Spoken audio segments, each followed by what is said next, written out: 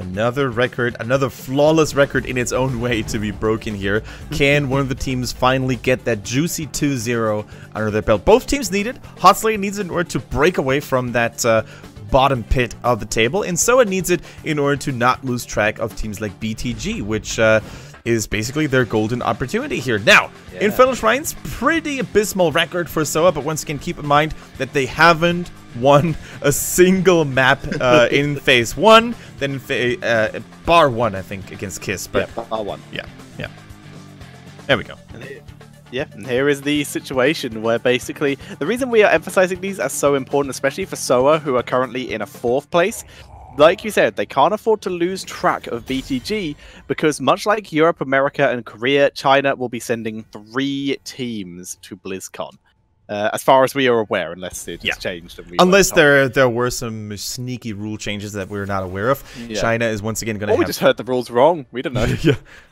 Maybe we're going to get fired after this broadcast for spreading wrong information, fake Maybe news. we're already fired, and we're just hiding. We're just pretending we haven't seen Skype, so Blizzard can't do anything about it. Maybe No, I'm not that's streaming not true. anymore, and my OBS is just broken because Blizzard cut the cords.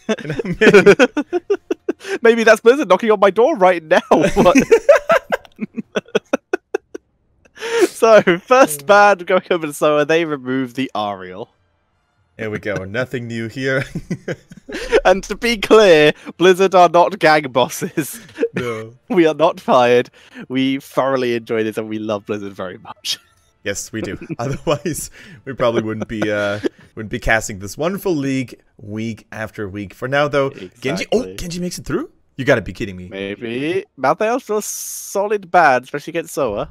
The Especially against SOA. But yeah, Genji getting through. Has SOA played Genji? I'm sure they must have at some point, right? I can't recall any spectacular Genji plays from SOA because, quite frankly, for the past 2 seasons, they were, mediocre to say the least. But that guy in the bottom right here, right now, Fei Yi, I could imagine him to be a terrifying Genji. He used to be a really, really good Malthael in the past, but maybe Genji's not in his hero pool. They have not played Genji. They have banned him 7 times and picked him 0.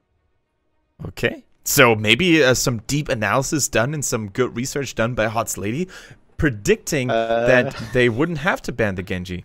On the counter side, Hot's Lady have banned Genji once and played him 0 times. Neither of these teams apparently have played Genji before, so this could be a first. 365, though, the guy who you are capable of seeing now in the lower bottom left side, he was, or he still is, a formidable Chromie player, going for his very own interpretation of how to build her, going full Q build. Could be a force to be reckoned with on Infernal Shrines as well. I would love to see a Chromie, in fact. Chromie is a very solid hero, and this is where 365 has been bringing it out the most for now. Who's the first pick? This has been Uncle G's go-to support since he became the main support for the team. Absolutely. Similar to Gensho from KT, Uncle G is an Uther main. But aren't we all a little bit of Uther main these days, especially in those double support composition times? I think we are. A little bit of well met is inside of us all. Well met. Nomi's having flashbacks. As the Soke. Now, though, what a Hot Lady going to begin with? They wouldn't pick Chromie this early, I expect. No, if you pick Chromie this early on in the draft, it leaves you vulnerable for the enemy team to pick a lot of counters, high mobility melee assassins that can pressure high mobility warriors. Something like Tyrael, for example, could always be a menace. They go for the Tassador instead. Okay, Vala? That'd be good. Sonya's cool. Alright, I like it. That's cool. They already have insane shrine pressure, and they can obviously go for Kala's Light and still be fine. They don't need to go for a Valorant here. Yeah, they don't really have to. The cool thing about Tassador is something we've seen over the last few days as well in terms of talent builds, is that with a Sonya, you oftentimes like to go for the Kala's Light at level 4, because if you go for the Life Leech, which is normally the go-to, the Kala's Embrace, while Sonya is spinning, obviously she can't use her auto attacks, and thus you waste a little bit of the potential of the talent. So the Kala's Light, breaking upon breaking, provides 15 additional armor. Combine that with the innate self-sustain that Sonya has, it's oftentimes a really powerful combo. Very true.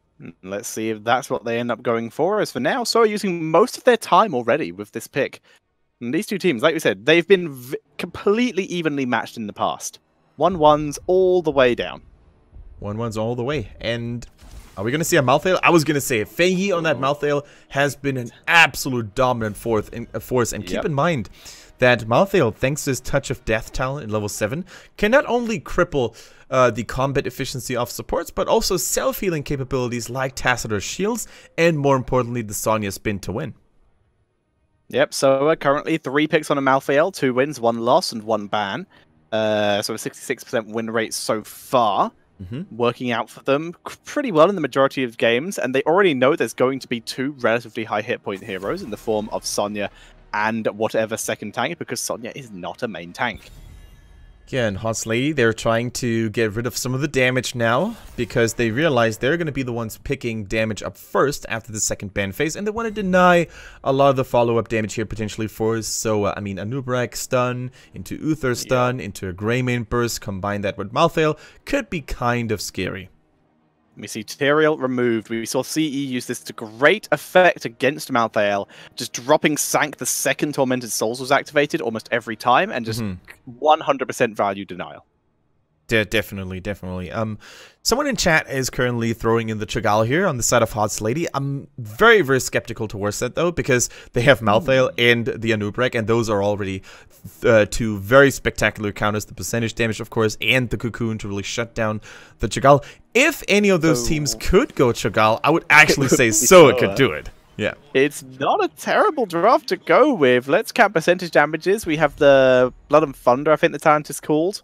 For Hots Lady, Manticore, the Hungry Wolf, you mean? On Hungry Wolf, that's the one. Manticore and Tassador's self percentage damage one, which I don't know the name of. It's a quite a large map though, which definitely lowers the possibility, but not the worst. Greymane's banned. I mean, I never hate to see a Chagall unless there are some severe counters, but as you said, not really any to be found here on the side of Hots Lady. Although, Soa, you know, I'm not sure if they have the mechanical prowess or the team synergy yet to really make that work, but let's keep an eye out. I would love to see it. All of their heroes can solo lane, even Uther with Holy Fire. He can actually solo lane relatively easily. Very true. However, I would have loved to see a Rhaegar maybe instead of the Uther if you want to go for the Chagall. But of course, Uther pairs off so well with Malthael. The Divine Shield, Tormented Souls is just a living nightmare. It's just absolutely terrible for the enemy team. So if we don't I like that. I like that though. A little bit of Kael'thas and their first Genji ever for Soa. Who's gonna play it though? Probably. I would love to see Uncle G on the Genji, to be honest, but I think he's gonna stick on that Uther. Who has the mechanical prowess? Well, here, just a heads up for maximum confusion. This is also their first ever Kael'thas. Wow. Okay. So. No. These are all statistics with this particular roster. Gotcha. Not with the previous roster. I was going to say, because last season, Tank Ovo, may he rest in peace, of course, only in terms of game senses. He's not dead, guys. No. We need to stop using that term. That's going to be confusing. But yeah, he played it 4 times and lost 3. Yeah, but he was relatively okay. Tank Ovo last season, man, one of my most favorite players of all time. Slowly to be replaced by Genshiro though. But can you imagine a team consisting of Tank Ovo with all the bling bling and flashy jewelry, and of course the Genshiro? Would be so amazing to see. Okay, Muradin, last pick. Yep, solid tank. Can it live up to the power of Misaka from earlier on today? I honestly doubt it, but it could still be nice. Yeah, those are some big footsteps to fill here if you're trying to become the Misaka Muradin here, basically. But what do you think, Teacher? Kael'thas for the first time on the side of Soa this season. First time Genji ever. Can they pull it off? It's a very challenging, a very mechanical team comp that they've got there. They have a lot of poke damage. True. With the Death Curtain, with Pyroblast, Flame Strike, although they could Pyroblast, I guess. There's only Rhaegar. Tash Shields, Armor might help. Wouldn't hate Pyroblast. Wouldn't hate it at all. I mean, but it's unlikely. Malthael drops the healing from Ancestor Healing, and all of a sudden your Pyroblast is going to overpower even the Ancestor Healing. So I don't hate it. I'm going to check my list because I'm pretty sure we removed Pyroblast, but I can't be 100% sure.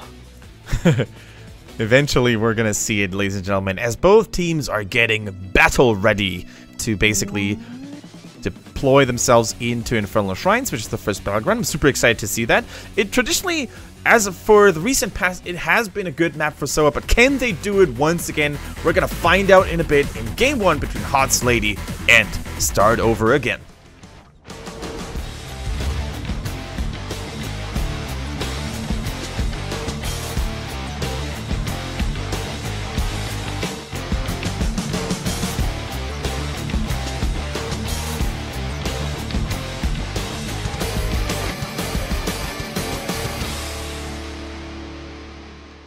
Spawning on the left-hand side, the ladies in blue. We have Hots Lady with 365 on Vala again. Plays the Rehgar, Lias on the Sonya, Kid on Tassadar, and Murden being played by the one and only Carlo.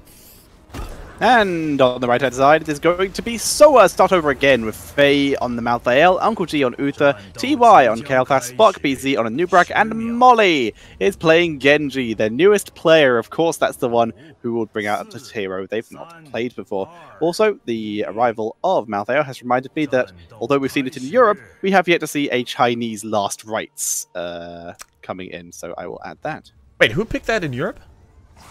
That would be... Like which team? I can't remember. I think it was Run It Down? Maybe? So it's in the Run It open Down division. or Always Lucky, one of those two. Oh, okay, it was in the open division. I was going to say, I would have probably remembered if it were we've seen it in the open division. Okay. It's added for now for China. Cool. Yeah, I would love to see some Last Rites. I still think the heroic ability does have its uses. It's just that it's significantly worse in most cases than the Tormented Souls. They went like 3-0 with it. It was wow. It was really effective when they actually played it. For now, Molly getting a little bit harassed, but able to leap out the way of that Q from Valor. Isn't it cool how Genji can basically decide between 3 spells on how to escape those sticky situations? Like you can go for the Enroll, you can go for the Jump, or you can just swag it out with a Swift Strike. He is definitely the anti-skill shot hero. It's just, oh, how do I want to dodge this skill shot? And as such, I think he's going to see a lot of play against Kel'Thuzad once he goes live. That's a fair shout. That is a very fair shout indeed. The Genji is going to be very mobile, give Kel'Thuzad a bit of trouble in actually landing those abilities. Absolutely. So a little bit of poke done here onto Carlo, but of course, thanks to his second win trade, he's going to regenerate health very, very quickly. In terms of talents at level 1, nothing out of the ordinary. We see the infused Stormbolt here at level 1, a little bit more damage the more heroes you hit. That's why Carlo's just casually throwing out random hammers to stack it up very nicely. And of course we have another Sign Fusion build here for Tassadar. The more storms he lands, the more he's going to stack it up, getting a bigger radius and of course more damage in the end. Which is nice. More damage onto the shrine, like you said, big old AoE. Great for those very closed-in team fights. As the first objective spawns in the top lane, the Sonya and the Malthael already in position. Both of them pretty healthy. Only Malthael's taking a little bit more damage than Sonya. As a noob moves in, finds 2 heroes, but they're a bit too hard to pin down. Carlo with the Dwarf Toss and Tassadar with Dimensional Shift, so Spark BZ decides not to chase any further. Faye now could be in trouble, finds himself surrounded by 2 heroes at the same time, now make it 3 and 4, he's getting sandwiched and Malthael is no more. First blood goes over to Hots Lady, while in the meantime Sonya is busy doing those skeletons. I don't think Soa even wants to contest this, being 1 man down, being behind 15 skeletons already, 20, scratch that. So unlike teams like KT though, who would still probably go for a team fight, they're trying to play the map a little bit more smartly. They're trying to get value in XP elsewhere, trying to push the buildings a little bit more, and of course stack up that Mana Addict from KT by getting a globe from the Smurk camp. So already I like the emergency route that Soa played upon not getting the first Arcane Punisher. Speaking of emergencies, Tassadar knowing that his shields are likely going to be blown up, meaning that Leeching Plasma won't get some value in the fact that Sonya already has the War Paint, so not an issue there. Instead, going for that Color's Light, and it does counteract the small possibility of the Pyroblast that we were talking about earlier. So that's a pretty solid pick coming in from Tassadar. Kael'thas going with the more completely standard Neverwind. On the very odd occasion, we'll see Energy Royal if they need very quick cooldown reduction. And it is going to be Black Harvest coming in for Malthael. Exactly, so now Kael'thas's Gravity Lapse is going to have a longer range and refunds a little bit of mana back upon landing. So there we go, kind of cool to see. Now, what are we going to see out of Soa? They're kind of behind a little bit in terms of structural progress done, but not really a whole lot. So both teams are now going for the Fallen Shaman camp here in the top half of the map. Fairly neutral start, only 1 kill, only 1 takedown. Not really a whole lot for Chinese standards. Today has been a little bit slower, hasn't it, Tetra?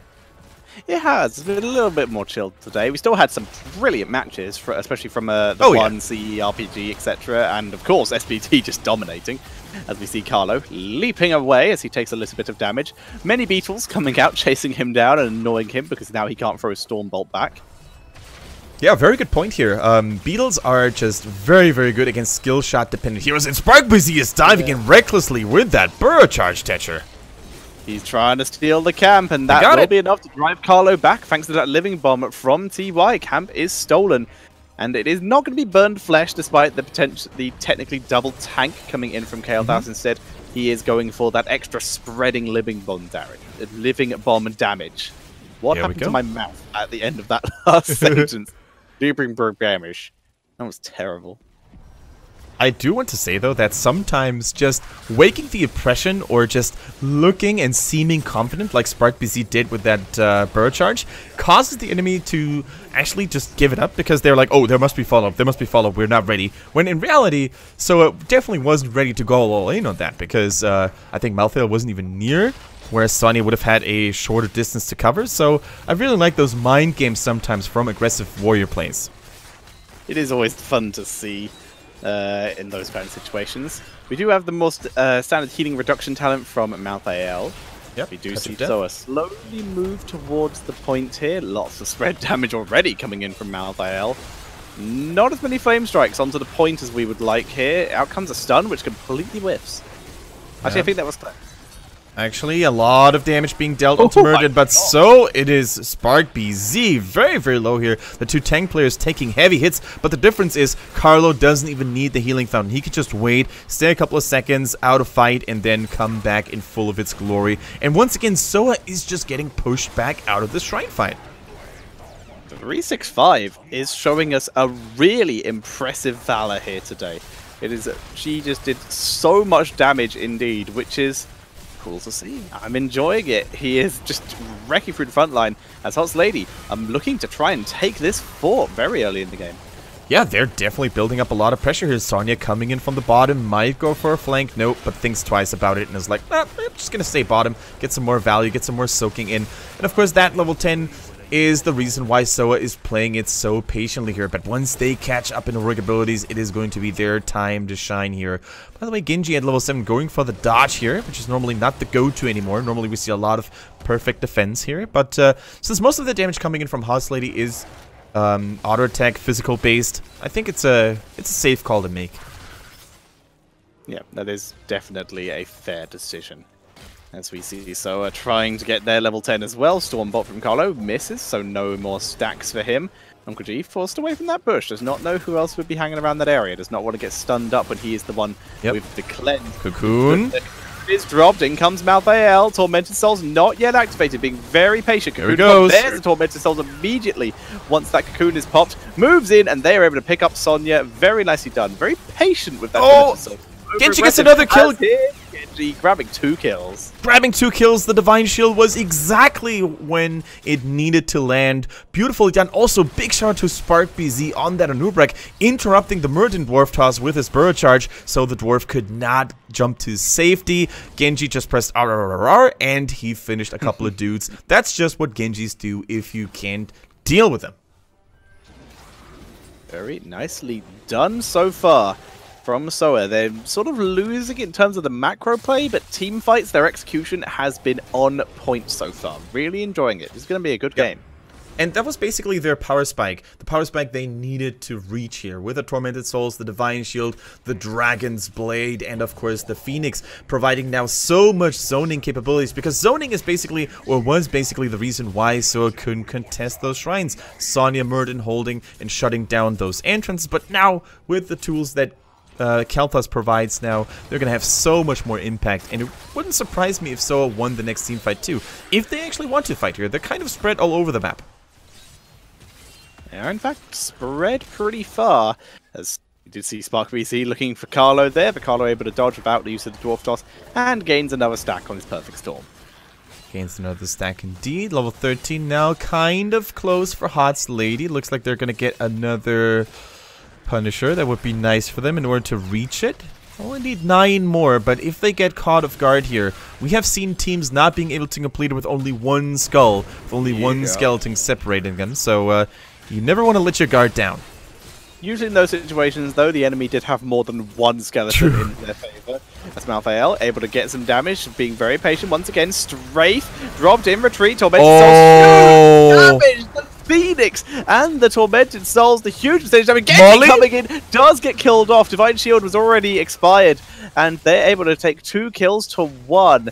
Bad timings that Genji died there. If he'd been able to survive, then they would have been in a great position to try and control this. Instead, they have a 1-man advantage. They're trying to hold the shrine with only 3 remaining. Yeah. And keep in mind, Uther's mana bar is very low. Uncle G needs to somehow save a little bit of mana. The same applies to Kel'Thas. So if they take a reckless engage here, they can even lose 3 versus 4. Faye out of mana. They're all out of Juice Tetcher. They need to run. They are retreating. They tried, but it is going to be the Hot Lady Punisher coming into the top lane here, which the front wall is already down for. DY realizing that's the worst possible place for him to be, considering Tas had Oracle. And Tas also storming Uther, forcing him to not be able to be even, meaning that this is an undefended fort. Very easy to take for Hot Lady. And once again, you're totally right. If only Genji hadn't died there, they would have had an even greater numbers advantage. And I think then it would have been their Punisher. But the fact that Molly got a little bit too ahead of himself caused Soa to once again lose yet another Punisher. So can they defend it? Yes, they can.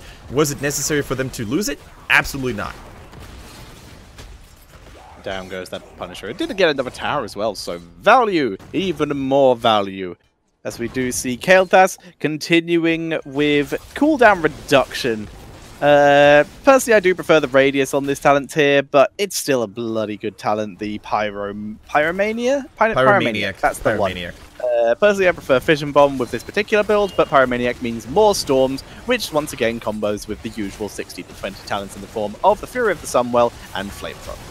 Exactly. In the meantime, a good Flame Strike going down on 365, but it's not going to be enough. It's not going to be enough to lock anyone down. But the way that Soa wants to approach this game from now on, I think, is they want to wait until everyone's ready. They want to wait until maybe Hot Lady overstep their boundaries a little bit more. But as it is, both teams are well equipped in terms of heroic abilities to go for yet another fight. However, no shrines up. So there's only so much you can actually fight for in the first place. You see Soa cocooning, looking for a kill. It's on Tassadar here. Valor is piecing out. But now they've already used quite a lot of their CC. They still have the knock-up. Dimensional Shift in time, though, and Tas is gone. Yeah, Dimensional Shift could be used because that cleanse was on point here. You heard the audio notification there as well whenever a good cleanse is landed. So, big shout out to the Rhaegar on the side of Hot Lady, saving his buddy Tassadar. Otherwise, that would have been a kill for sure.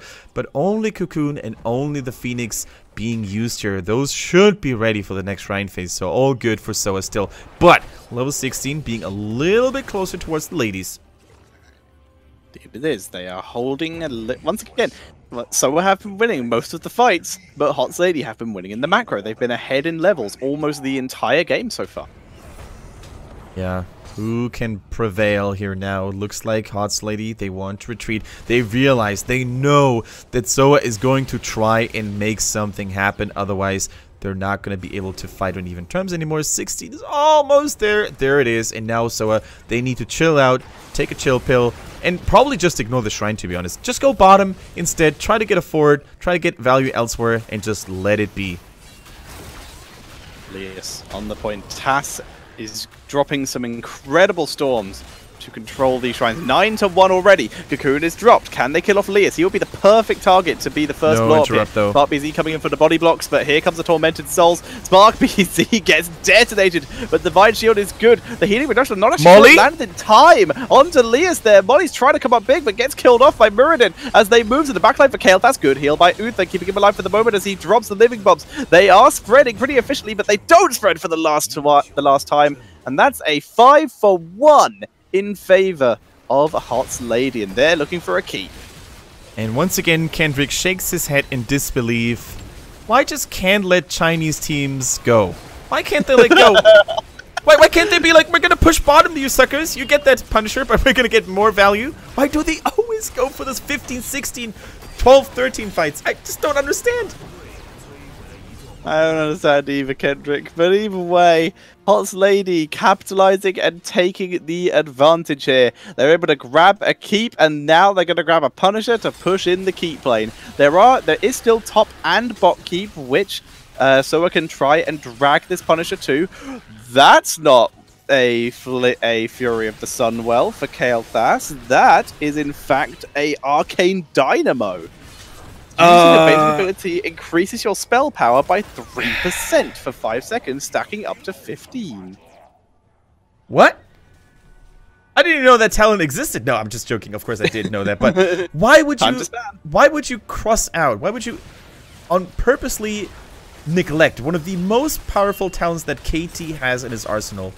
I'm just blown away by TY. Maybe he knows something I don't, but like, in theory, with the cooldown reduction, the constant living bomb spreads, this should be a lot of damage able to spam. In comes Faye with a Tormented Soul early here, because the core is being threatened. Carlo microing to the side, the Cocoon is blocking a lot of damage from Sonya, but she's out of it. She's completely uncontested as well. Punisher's not even weakened, and that is GG. Hot's Lady take game number 1.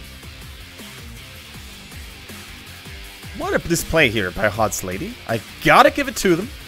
Gotta say, Hot's Lady played this very, very well. From start to finish, they had those shrines under control. Only once did Soa get a single Punisher? Nope. Yeah. They tried, but I don't think they got a single one. So, from start to finish, Hot's Lady played this very, very solidly. They always knew how to use their frontliners in order to push back all the aggression that Soa could have possibly, gone for. I do want to say, though, that similarly to KT in the previous series, I do not understand some of the moves that Soa made. It's not like, they never tried to get value elsewhere before. They did it successfully when they, on purpose said, we're not going to fight, we're not going to contest those early punishers, we're going to try to get value elsewhere. But when it really mattered in the late game, they did not go for the same sort of strategy. If you get wiped in the early game, well, you can still stabilize, you can come back. If you get wiped after 16, your death times are going to be very long. And as a result, with the Punisher getting more powerful, scaling better, you might end up losing the game. And that's exactly what happened. So I am disappointed. I want my money back.